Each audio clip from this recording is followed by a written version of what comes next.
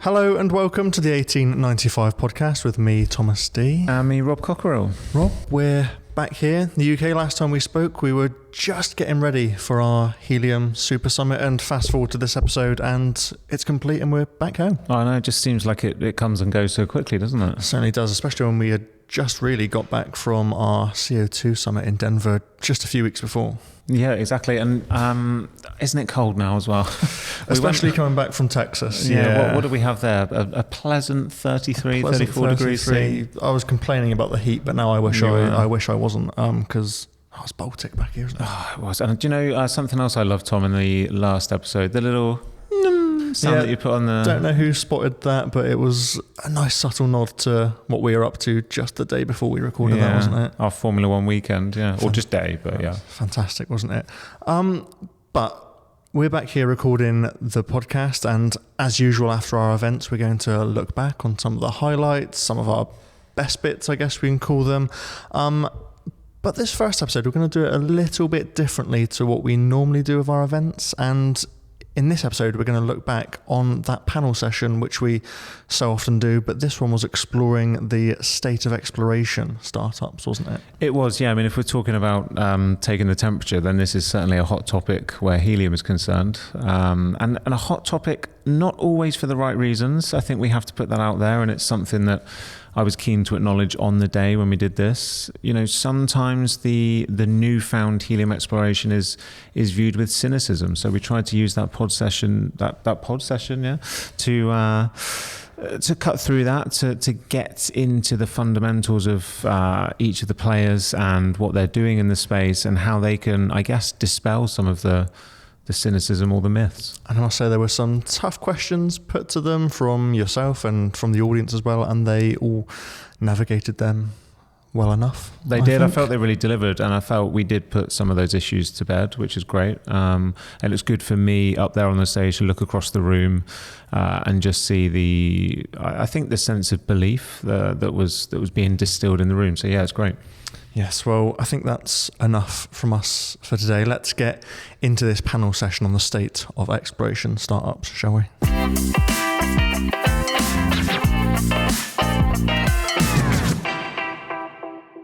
Our topics for the next 45 minutes, perhaps the hour, are new helium exploration opportunities and the progress of what we might refer to as the startups in this space.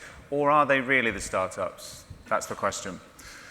I talked about market realities yesterday, and we're perhaps also referring to some of the cynicism that can exist towards new players, new projects, and alternative ways of thinking. There's sometimes an undercurrent of that which we would like to address. We also heard in our previous session about the updates from the producers, and it's great to see a company like North American Helium firmly considered to be in that bracket or that company of producers. So what does it, or will it, take for the other newer stakeholders in this industry to get to that level of stature or esteem or progress? In this panel discussion, we hope we're going to get an opportunity to address just that, to unpick all of those perceptions, to answer some of those questions, and to pull out some of those success stories and different viewpoints. And you will be able to put your audience questions to the panel as part of this discussion too. So please do send those in via the app, and we can get through as many as possible. I'm delighted to say that I'm joined by 4 different players in the field for this conversation, so please allow me to make their brief introductions. First of all, we have Robert Ferguson, partner and co-founder of Spruce Operating, who leads the company's helium marketing, capital formation, and other commercial efforts. Robert brings an entrepreneurial focus to project development, building on 20 years of experience across energy and carbon markets. In 2019, he partnered with former colleagues to acquire and develop Spruce's Dry Piney helium and carbon sequestration project. Before Spruce, he founded multiple entities that successfully invested in Rocky's upstream oil and gas assets, completing hundreds of transactions and delivering a track record of strong returns. Next up, we have Lorna, Blaisse, CEO of HeliumOne for almost 3 years now, and a geologist by background with a skilled explorationist experience over 18 years of oil and gas in Africa, including 4 years in the helium sector.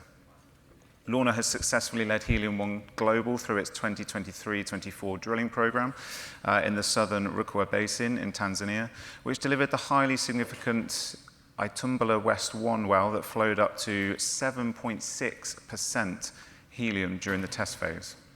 The company quickly advanced a feasibility study and applied for Tanzania's first mining license for helium, which was subsequently awarded earlier this year. Lorna has also diversified the company's portfolio by acquiring a 50% stake in Blue Star Helium's Galactica Pegasus Helium CO2 project in Colorado, which will be fulfilling its first gas milestone at the end of this year. During her time at the company, she also supported HeliumOne Global's acquisition of an onshore drilling rig that will accelerate and streamline the drilling program and the development of Tanzania's helium sector.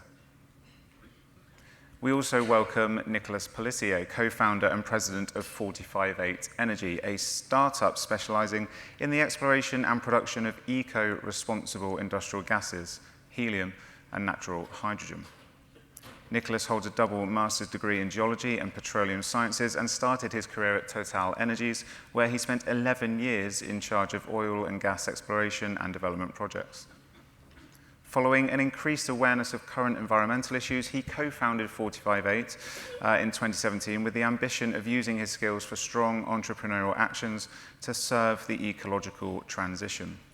With more than $30 million raised and over 35 employees, 458 Energy is recognized as one of Europe's leaders in the helium and natural hydrogen E&P sector, with several projects underway in France, Germany, Kosovo, and the US. And in September 2024, 458 Energy began producing helium at its Nièvre site in the center of France, a first in Western Europe and a world technological first, including a patent on gas separation. Last, but by no means least, we also welcome Stefano Marani, CEO of Renergen. Stefano and Nick Mitchell acquired the Virginia Gas Project in South Africa in April 2013 and were instrumental in taking the gas fields from a stranded gas asset and into production. This was achieved by listing the helium company in 2015 on the Johannesburg Securities Exchange, and then with a secondary listing on the Australian Securities Exchange in 2019 and funded with debt from the US government. They have pioneered the use of natural gas in heavy-duty vehicles in South Africa to help decarbonize the South African economy, and most recently merged Renergen into ASP Isotopes, a NASDAQ-listed critical materials supplier, creating a horizontally and vertically integrated supply chain for key critical materials. Stefano will be joining the board of ASP when the transaction is complete and will take on the role of CEO of all non-nuclear isotopes, including helium, in that merged entity. So with all of that context complete, and as I make my way to the seat for this conversation, let's get underway by asking first, how have our panel found the last couple of days, and what have you found most interesting? And Robert, I'd like to come to you first with that question. Sure. Well, yeah, I'd like to, first of all, thank Gasworld for putting this together, and I think we have a really great group of people here. It's good, you know, we get to see each other each year here, and I think the decision to be in Austin has actually been entertaining. I know it's challenging for some people to get to, but hopefully everybody's had a chance to get out and maybe have some brisket or a margarita or enjoy the good food of Austin. Yeah, I think the last couple of days have been great. Really enjoyed some of the talks yesterday.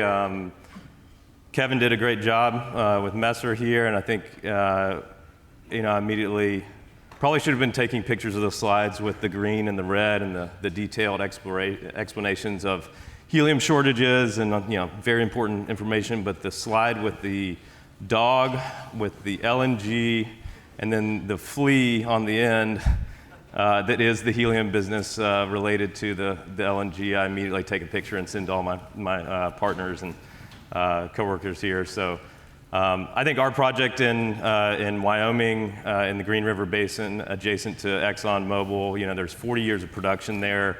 We're excited about, you know, not exactly being LNG, but we have a diversified set of revenues. We have natural gas associated with our project. We also have, you know, a carbon sequestration element that's really critical to our piece. So I think you'll hear kind of that theme amongst, I'm sure, the rest of the panel here. But we've had an opportunity to Still make a strong financial case for our project. We've made a ton of progress in the last couple years. Our story stays the same. We're moving towards final investment decision later this year, and I'm sure we'll have a chance to talk more about some of those developments here. I'll let the rest. Fantastic, thank you. And on to you, Lorna. Thanks, Rob. So again, like Robert, it's a pleasure to be back here, and thank you, Gasworld, for inviting me to attend this panel today. Again, fantastic city to come to. I'm the first time to Austin, and I think it's a great move by Gasworld to move us out of Houston and experience the culture and lifestyle of another city. Successfully managed to get a driverless vehicle last night, which I was very excited about. And that was a first for myself and the team. I did too. So My first one. It was so awesome. It's so cool. We're still here to talk about it. Exactly. The conference itself, for me, it's quite a personal journey attending these conferences. This is my first conference, my fourth conference with the Helium Summit with Gasworld. And the first one back in 2021, HeliumOne was a very, very different company. We hadn't drilled a well. We were working with a mining rig. We were trying to achieve oil and gas objectives with a suboptimal rig, working in deepest, darkest, remote Africa. And to think that was just 4 years ago, and now moving on to where we are today, we've successfully made it. We've drilled 3 wells, we've got a discovery under our belt, we've advanced to a mining license, which is effectively a development license in Tanzania, which is the first of its kind to be awarded. And the company has also diversified its portfolio into the US project operated by Blue Star Helium here in Colorado. All within a relatively short space of time for a company that is a public company, always cash constrained, and trying to do oil and gas type operations on a shoestring sort of helium budget. So for me, being here today in Austin is in this position, leading the company in a very different mindset to where we were 4 years ago. It's fantastic to be back and see a lot of familiar faces, and other companies that are also evolving in the same way, many of which are sat next to me here on the stage. I'm just delighted that before I board my flight home tomorrow, I don't have to go and have a COVID swab down my throat like I did 4 years ago to go back to London. So pleasure to be back. That's certainly a relief, and I can see we've already got a question come in on financing and shoestring budget, so we'll get to that later. Steph, Formula One experiences aside, how have you found the last couple of days in Austin? Listen, I've got to say, these conferences have always been good, and really appreciative of doing it in my hometown. It just makes things a hell of a lot easier.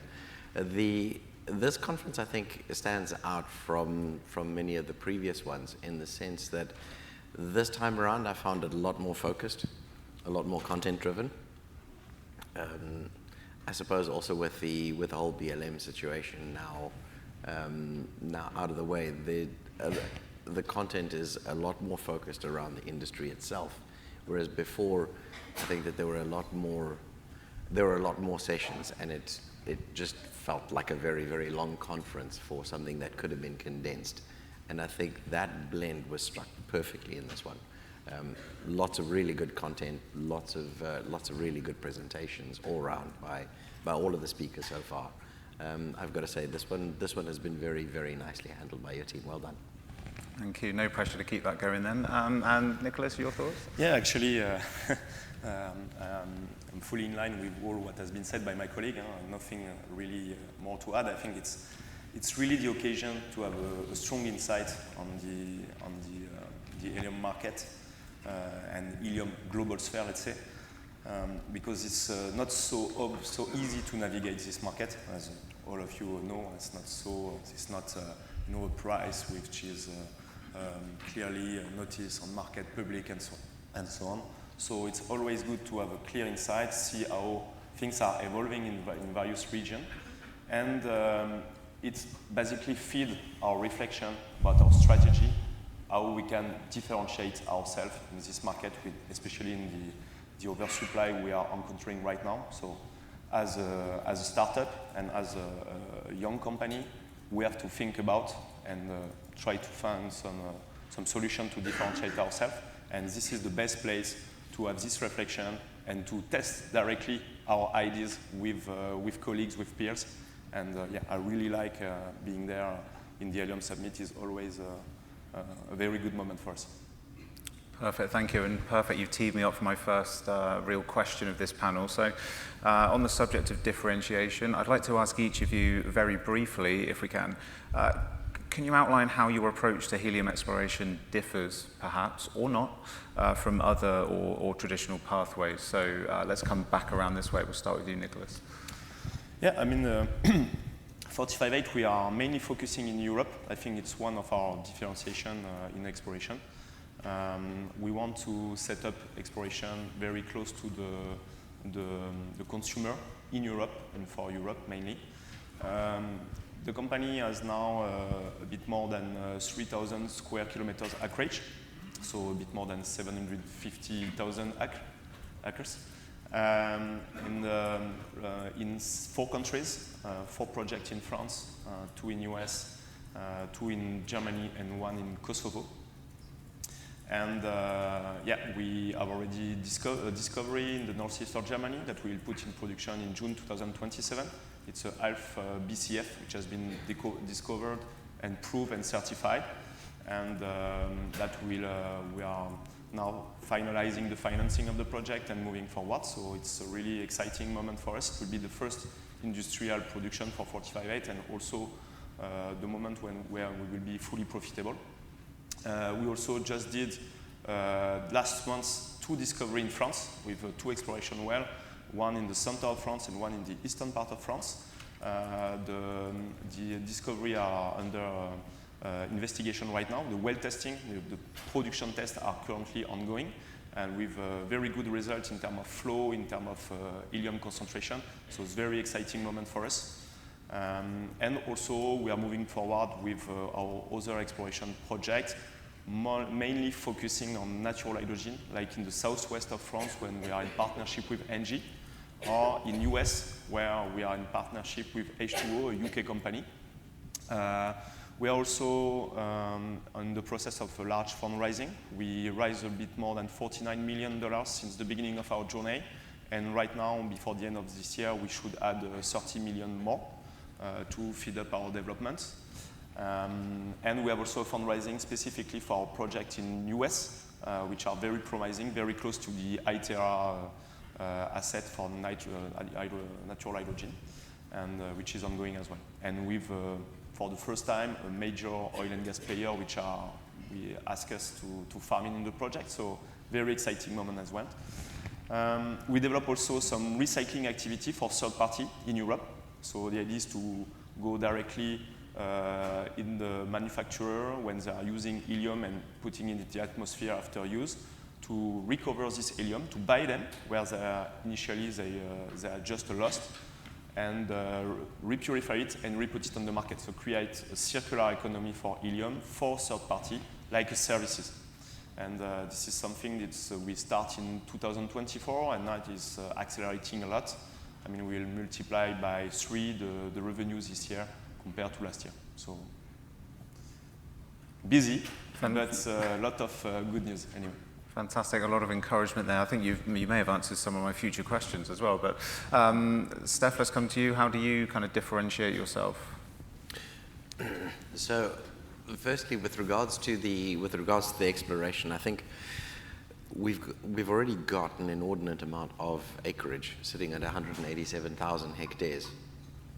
We've proven up about 4% of the field so far, and the 4% of the acreage is clocking in at a proven reserve of around 7.5 BCF of helium, which will be our entire phase 2 project. So already just 4% of the field is already proving up to be an inordinate amount of helium.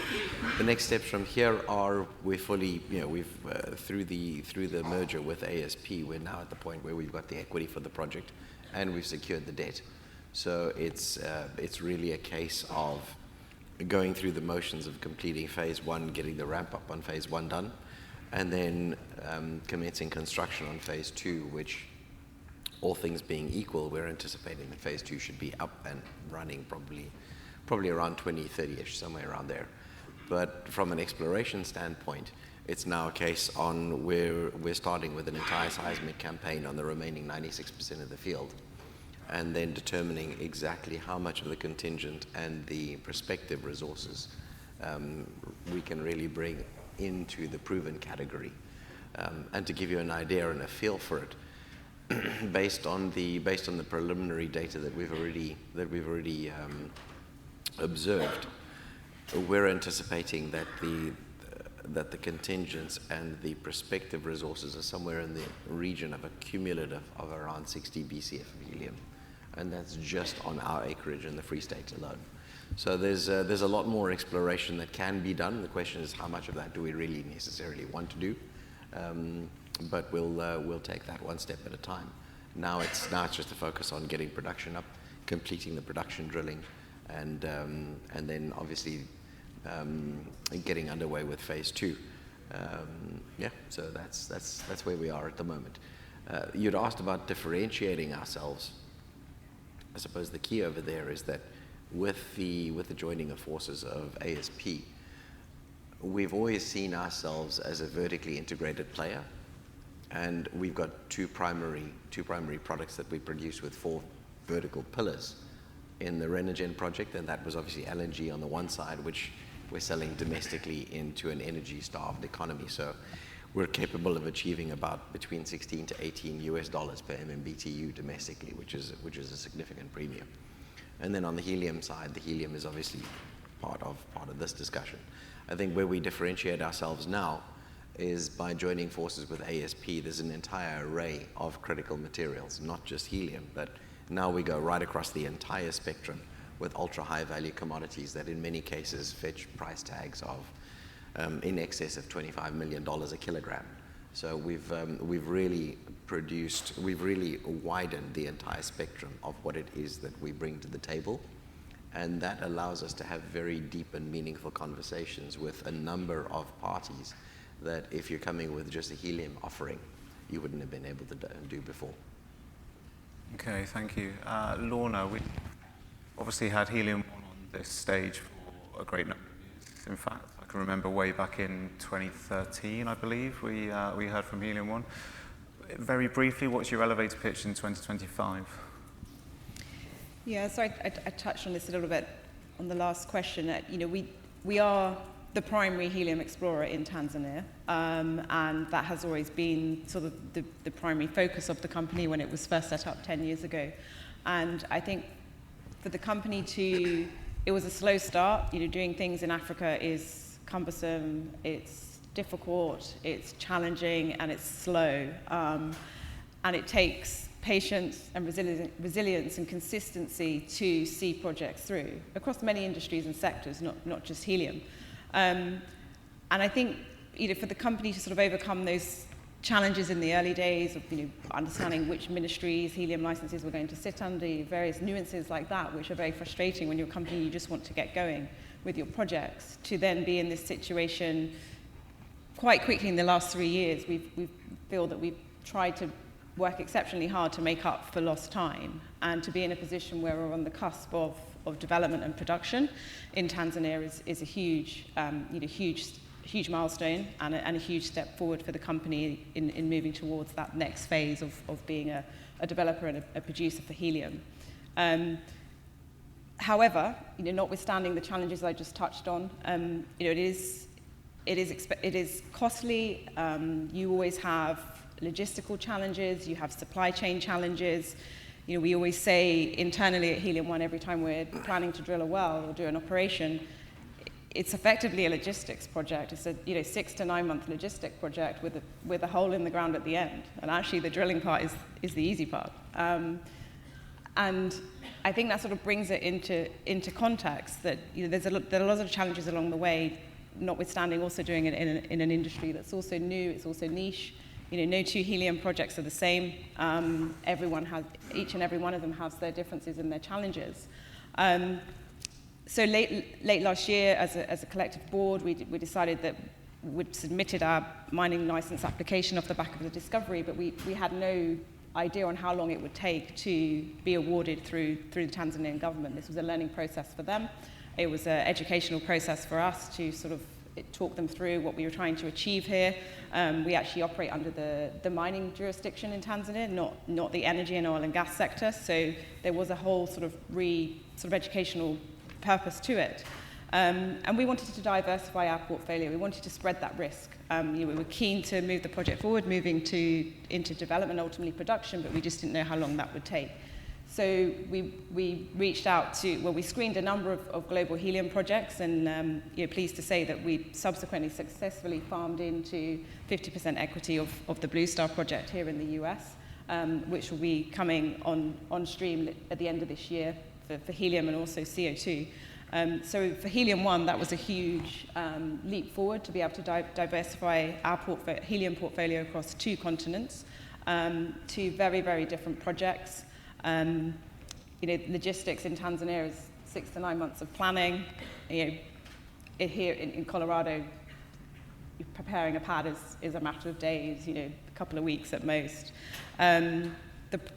Here in Colorado, we've got free gas, we've got helium and CO2. In Tanzania, we've got helium in solution. Comes with all sorts of challenges with that. We're learning as we go. That was a surprise to us. I'm not sure. I don't believe there's any helium in solution projects in production globally. It's a first. And it's exciting. Unknowns, challenges are exciting, but they're also hard work and building resilience on the way. So we're really pleased as a company that we've diversified the portfolio and we've spread that risk, and we now have 2 projects, one coming into production later this year and one near-term production in the next 12 to 18 months. Fantastic, thank you. And finally, Robert, your opportunity here to differentiate. Yeah, absolutely. I think for us, exploration is kind of an interesting word. When we talk about our project, we're a little bit allergic to the word exploration because we think we have a really unique asset.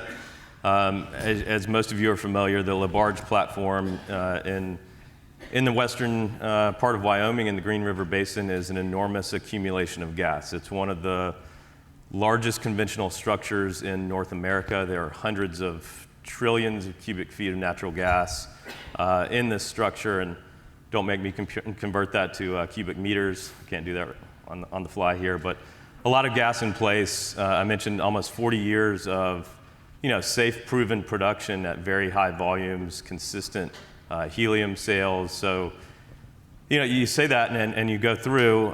We've been able to acquire 3D seismic across our position, but investors and capital is very risk averse, and so you have to continue to prove that you have what you say you have. And so through I think since the last year being on the stage here, we've had the opportunity to go and drill our first production well and our first injection well on the sequestration side. And so, actually at one point earlier this year, we were drilling the largest diameter wellbore in North America.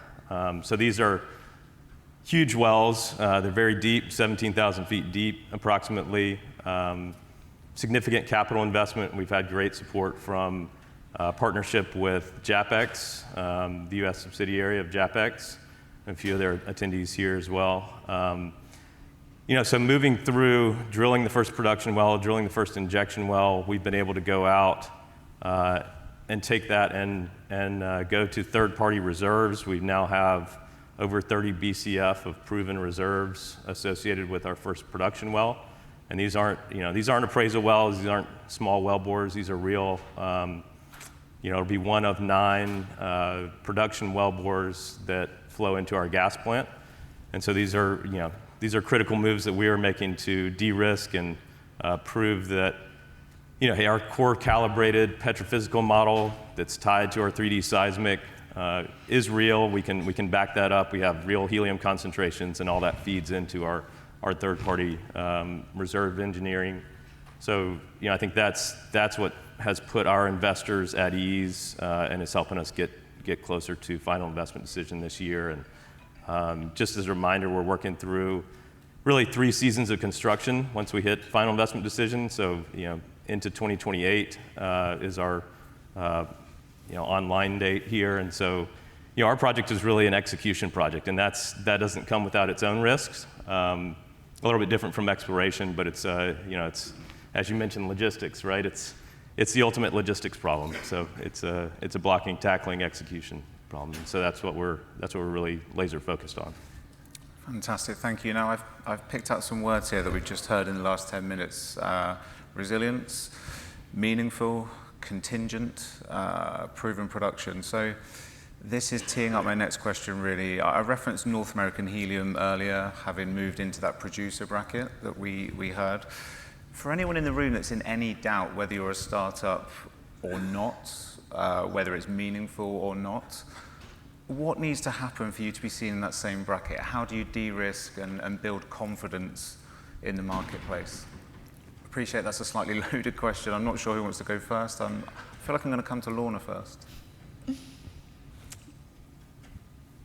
I think ultimately, and I think everyone in the room will probably agree, ultimately you want to be in production, right? That's the ultimate explorer's goal. You want to make those discoveries and move into production and generating some cash flow in as short a time as possible.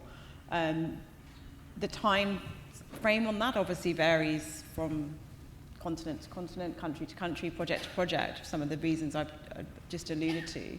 And certainly for HeliumOne, that's our goal.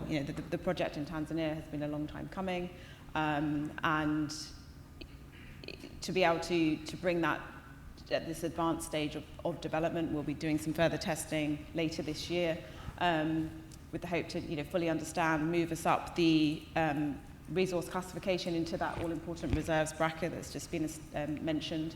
Moving to that next phase of funding, as we move into development, looking at debt funding, debt financing, etc. And for all of those things to fall into place, you've got to be, you've got to prove what you've got in the ground and what the ultimate value is of the project. And at an exploration phase, that's obviously challenging, especially when you're a public company and you have beholden to shareholders and you're raising money to achieve all of these objectives along the way.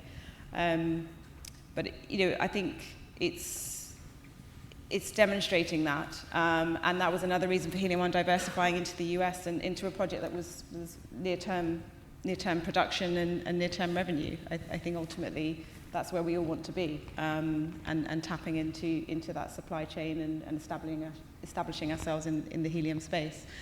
But obviously exploration is important. I'm a geologist by background, and we always need explorers. Notwithstanding the fact that the previous shortage is now ended, but at some point in the future there will be another shortage, and we need to still be feeding that exploration funnel of new frontiers, new projects, new basins, new plays, etc., to continue to explore for helium.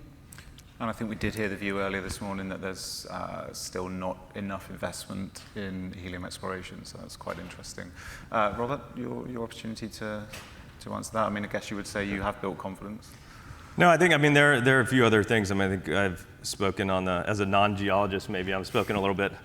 Try not to get too over my skis on geology here, but I think the other pieces of the project that we're working on in terms of de-risking, it's really how can we provide an opportunity set to our investors, our stakeholders that is, we think about essentially a very, very low risk type of return. How do we lock in both the revenue side, and I think I've mentioned the diversity of revenue sources here.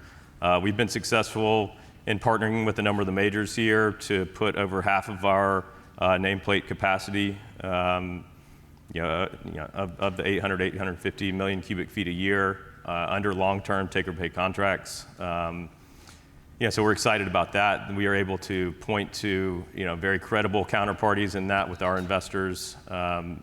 So lining out our revenue for the future, and then I think also we have just now in the last few weeks wrapped up a dual EPC process here with two EPC firms competing to provide a full solution, ready to construct solution for us to go out and build our gas processing plant. So moving forward with, getting that piece finalized, having the revenue in hand, having the permits in place are really the elements that we need to call final investment decision here in the next 3 months or so. So there's a lot happening in our world right now, and we hope to have, continue down this path and have some good news to share with everyone in the coming months. But I think that's several of the pieces that we're using to kind of de-risk and move towards this producer category. Fantastic, thank you. And Nicolas, you explained some encouraging developments earlier. I guess you would feel you are also building confidence. Yeah, so giving confidence to the market, to the investors is obviously very key for our company. So, I mean, it's two ways of working this. First, I think we need to really work properly in state of the art, all what we are doing. And it's simple to say like this, but it's really important, especially also in the communication. That when we are communicating results, things like this, we need to respect the rules that the investors are used to see. The same for the market. I mean, with clear communication, which robust figures, something that show that what we have discovered is well addressed, properly addressed, and showing also that we have the operating capability to run this activity. So this is the first step. But definitely when people came to see startups, they want something more. They want new added value. And this is there that all the differentiation we are working on are key. And showing also that we understand perfectly the market, where are the strengths, where are the weaknesses, and how we can address the weakness. And if I take the example of 45.8, I mean, all the factors of differentiation we have are working on the weakness. For instance, we are working in Europe, but there is no big sources. When helium is fully imported in Western Europe, 100%. We try to disrupt the supply chain by finding resource locally and manage it locally, distribute it locally, to be fully integrated on the complete supply chain, from exploration up to the delivery of the final client, and even adding the recycling activity on top of that. Also, all the customers in Europe, the final customers are used to have relatively short contracts. We are bringing very long contracts with a clear and stable price on long term. Why? It's because our production, for instance, in the northeast of Germany, is only affected by the price of electricity, and we use the other fraction of the gas, the nitrogen associated, which is under pressure, to run through a turbo expander. Like this, we are generating half of electricity of our site. So that means we are poorly exposed to the electricity price changes. And also the price of labor, and only 3 people are needed to run the activity. So finally, we can guarantee a price on a very long term. So it's a factor of differentiation. The green helium as well. We bring something new there because we run some life cycle analysis systematically on all our projects as per the ISO norm 14044 and 14040. The helium coming from Premier will be 4 times less impact carbon, 4 times less carbon footprint than the average helium imported in Europe. So this is something, there is no premium on this, clearly on the price, but it's a differentiation factor when a customer has to choose between players. It's something that can really play because they will add this saving of carbon directly in their global summary carbon footprint. So this is something that in Europe is more and more important for companies. Also, the idea is to be very competitive on long term. So we are working hard on our OPEX, the example of the electricity and the automatization of the unit is important to reduce the OPEX. But on top of this, we add also some synergies between projects in terms of maintenance, in terms of staff, but also with the recycling activity we are developing. Each time we have a site with production, we'll have some recycling activity associated. Like that, we can also reduce the OPEX of both activities together by combining many things. I mean, if we have our own bundle fleet and our own tube trailers, of course we can use them for recycling gas or just for native helium, let's say. So this is factor of differentiation that basically the investors and the market is, I think so, coming and want to see when they speak with a startup. Also, we are working on things in parallel of the helium market, and this is also a factor of differentiation and reducing the risk for investors. And for us, for 45H is basically the natural hydrogen. So we are active since almost the beginning of our journey. I mean, when we create the company, we were the second company worldwide working on this topic. It's a more long-term topic, but very promising, and it could be a good relay for what's going on helium. And of course, in several projects, they are combined together. So that means we can also, again, reduce the production cost by sharing many equipments between the two gases, and at the end, reducing the production cost of both gases. So this is, again, being competitive on long term with new ideas, new way of working in this market. This is basically, I think, what the investors are looking for when they are speaking with startups like us. Thank you. Some very good examples of certainly de-risking there. And finally, Stefano, I'd imagine you would say your recent developments at Renergen are exactly that, de-risking and building confidence. Yeah, so the first part of that question was what takes us from the status from explorer into producer. There I don't really know what the answer is, because having already produced and commercially sold liquid, we're still in the explorer category, but anyway, that's tongue-in-cheek. The key to all of this is about confidence, and yeah, I'd be remiss if I didn't point out to the fact that there were several false starts in our project. A lot of those related to the complexities around just manufacturing these plants. And had it not been for a lot of the good work by Tom Pavanka and him being out on site to try and undo some of the mess that was created by the OEM during the construction phase, I don't think we ever would have gotten to the point where we were commercially producing and selling liquid helium. So right now, everything is just focused on execution. Now it's a logistics game. And that's been said time and time again, and the key to it is to make sure that you deliver on the logistics. For us, trying to undo some of the mess from the OEM that was not disclosing some of the faults in their manufacturing process meant that we didn't have the ability to allocate the budget that we needed towards the requisite drilling. We had to reallocate budget. Now with the merger with ASP, all of the capital is in. The capital is in not just for phase one, but it's also all in and on the balance sheet for phase two. The cash is sitting in an account waiting to be deployed. So from that perspective, we don't have any more funding challenges with regards to getting the project up and running. Now it is really just a case, the plant works, it's built, it's tried, it's tested. There is nothing wrong with the plant. It produces, and it produces to a remarkably high level of purity. We've still got to run a couple more tests on the liquid that it's producing, but it certainly surpassed the design specifications of what they said that it was.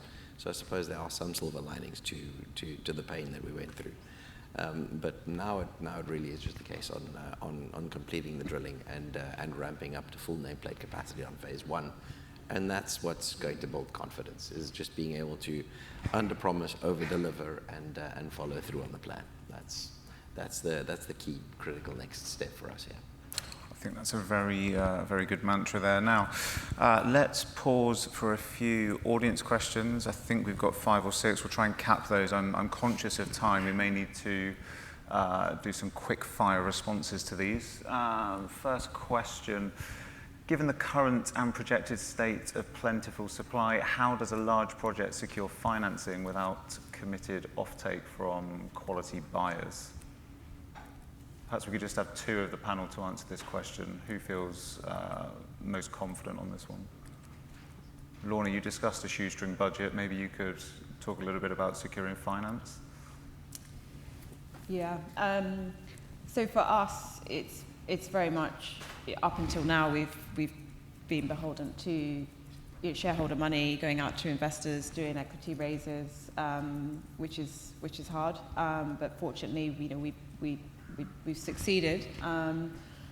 Longer term, certainly the desire would be to look into debt and project financing, which we would look to once we get to that threshold of establishing, proving the reserves, so that we can go out and secure that funding.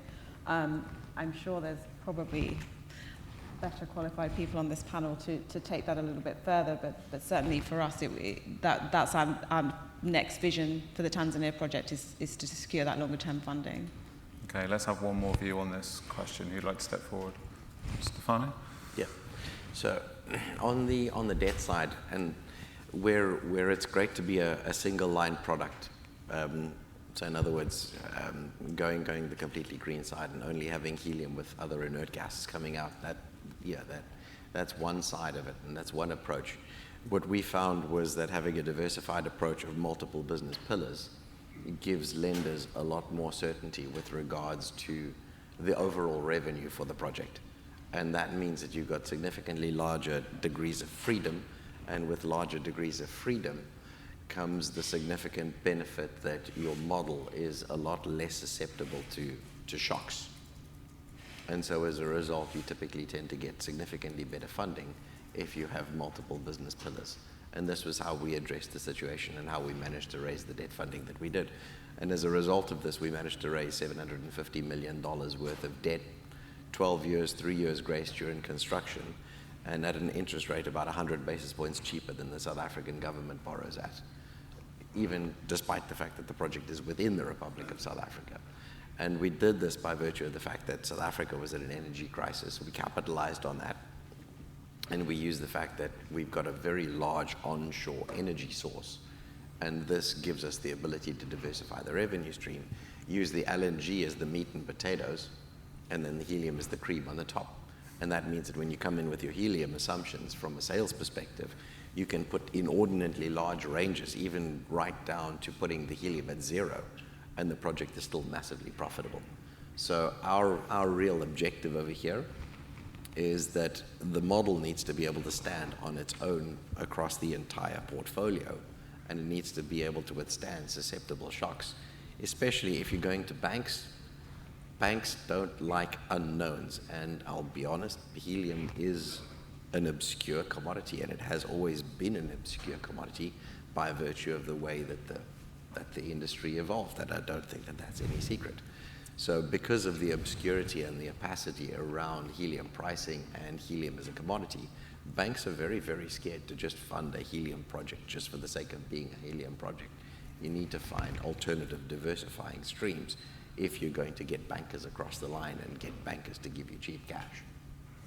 Maybe there, if I can chime in, I think Stefano's advantage here is, being a former finance guy, being a banker, that's a great diversifier advantage here when you're in this space, right? I mean, just to speak to our conversations, we spend a lot of time thinking about, raising the requisite capital here. We're, over $1.5 billion dollar kind of capital expenditure project here, and I think to a lot of your points, we are speaking to large infrastructure investors on the equity side.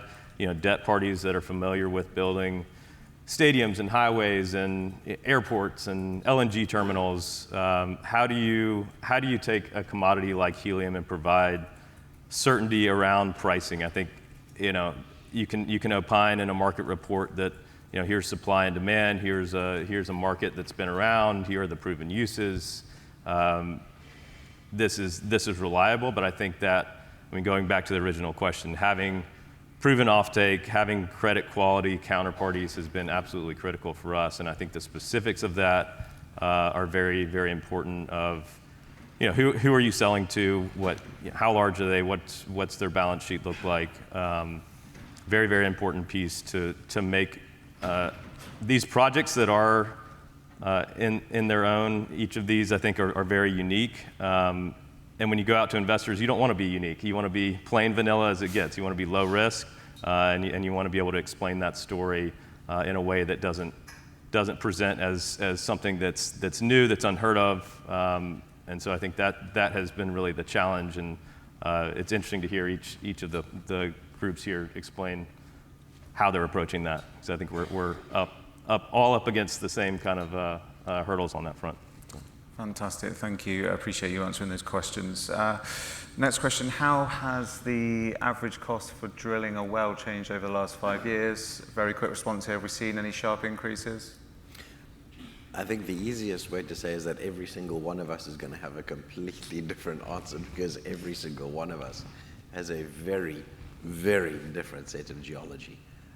Sorry, not to put words in the co-panelists' mouths. In our case, I mean, we're using extremely rudimentary equipment. Yeah, garden variety borehole equipment. It's not shallow, it's percussion. 60% of the cost of a well is diesel. So that's, over the last 5 years, fortunately, oil has been relatively stable. And so the cost per well hasn't actually changed. The only thing that's happened is that the equipment that we're using, which is already, I mean, a drilling rig in South Africa costs you something like, to buy, costs you something like about $80,000. And that's just to buy the rig, which you can just continue to use over and over and over. So drilling costs haven't changed. Techniques have changed. We've learned a lot. And so we're applying a lot more science to what we did way back when we just decided, oh, look, we're going to drill over there. And luckily enough, we actually struck gas. Can't believe we did it. But yeah, the cost of drilling hasn't gone anywhere. It's gone down, if anything. Okay, and I can see agreement on the panel, so we'll move on. We'll come to you, Nicolas. A very light-hearted question here. Where does the 45.8 name come from? Yeah, good question. 45 latitude, 8 longitude, this is the center of Europe, and how we are focusing mainly on Europe. So it's one of the name. Also, 45.8 million years ago, this is the lutetion age in geology. This is the age of the Paris stone. And as geologists in the team, we start to learn geology on Paris stone. So just a small origin like this. And finally, we want to have a name starting by figures, because we arrive always on top of the list in any congress, any agenda, anything. So it's when you have a new startup, it's a good opportunity for us to be on the top. And finally, when you discuss, also it's a good icebreaker, because each one is asking what is its name, and even if at the end they didn't remember the name, they will say, okay, this is the strange startup with the strange name, so it's a good point. I mean, love the honesty. I love that. I'm glad we didn't disappoint with a conversation starter as well. Next question, again, very quick, please. Do any of the panelists have any insight on exploration companies in China? Or perhaps a question for other consultants in the room. It's a good question. It's not so easy to get access to data there. For Helium, we know that they are quite active in at least 3 geological basins. And everything is going really fast in China.